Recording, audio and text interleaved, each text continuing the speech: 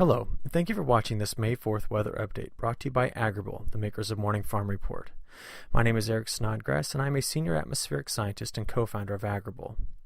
Before we get started today, we at Agrible would like to extend a free offer to you to download and use our Pocket Rain Gauge app.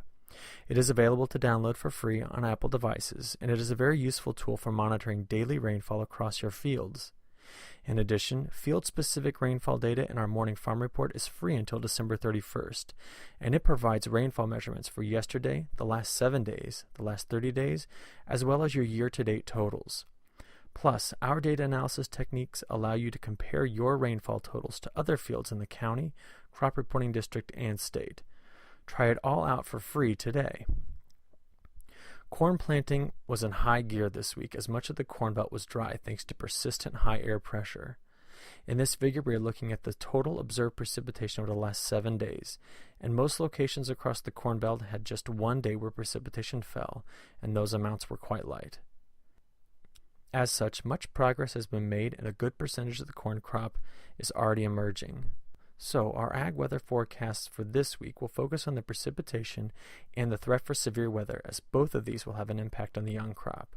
We will also look out over the next month to see if the forecast holds any major weather stresses for the start of the 2015 growing season. As of early Monday morning, widespread rain was falling across Illinois, Iowa, and after a week of dry weather conditions, this rain is certainly welcome. In this radar animation provided by the Weather Underground, we can see a few areas receiving moderate to heavy precipitation, and a few embedded thunderstorms, especially in northern Illinois. Here we have a better look at those early morning elevated storms, as lightning strike location and strike age are displayed. This website, called Blitzertongue, is a great website to follow this season to monitor lightning in your area. One concern we have today is the threat for severe weather across a large section of the Corn Belt stretching from Kansas through western Illinois. While there is a threat for hail and strong winds, at this point a widespread severe weather outbreak is not forecast. The threat for hail damage is largest, though, in West Texas.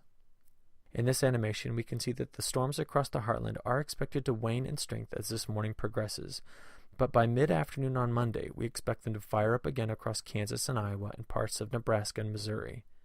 Expect these storms to eventually work their way into northern Illinois and southern Iowa late Monday night into Tuesday.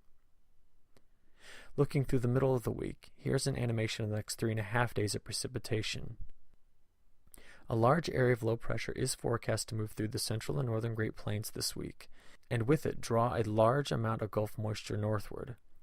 As you can see in this animation, much of the rain and storm activity will spread throughout the central states, leaving parts of the eastern half of the Corn Belt relatively dry, in southern Illinois, Indiana, Ohio, and Kentucky.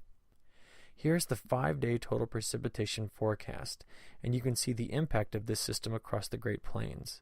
As a large percentage of the crop is in, this rain will be welcome, and if there's any flooding threat, it will be very local in nature due to the individual thunderstorm complexes that will erupt across the Great Plains. At this stage, no widespread flooding is forecast, though. There will be repeated chances for strong to severe storms, though, across the Great Plains, but again, there are no major severe weather outbreaks forecast with this system. One interesting feature we will be keeping an eye on this week is the development of a weather system to emerge from the tropics near the Bahamas by Wednesday. This animation shows sea level pressure in black contour lines, and wind speeds are color-coded. Current forecasts show that this system will have a warm core indicating that it will be tropical in nature, but at its strongest, its winds will remain weak.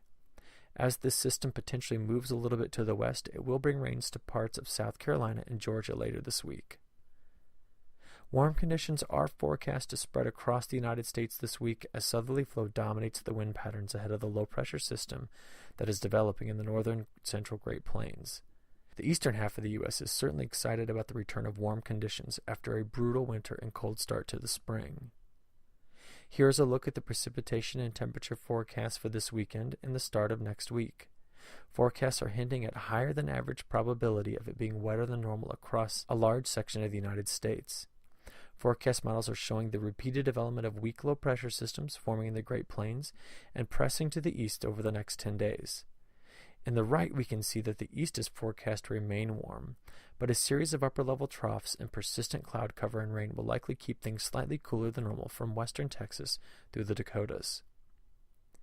To close this video update, a persistent feature in the long-term forecast has been for wetter than average May through July across a large section of the United States.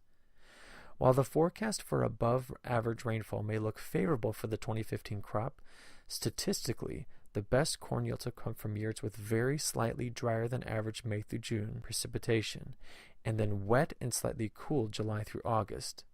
In these conditions, the plants put down deep roots early to find adequate water and then avoid heat stress during pollination.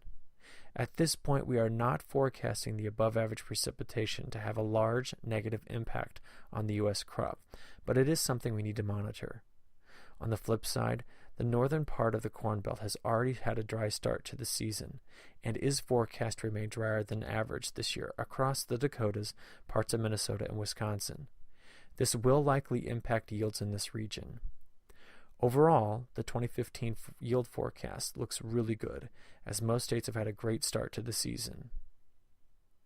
As always, we at Agrible will bring you the latest and best weather forecast information through our morning farm report, so that you can efficiently plan your operations. We thank you for your attention and hope you look forward to our next weather video update. Thank you.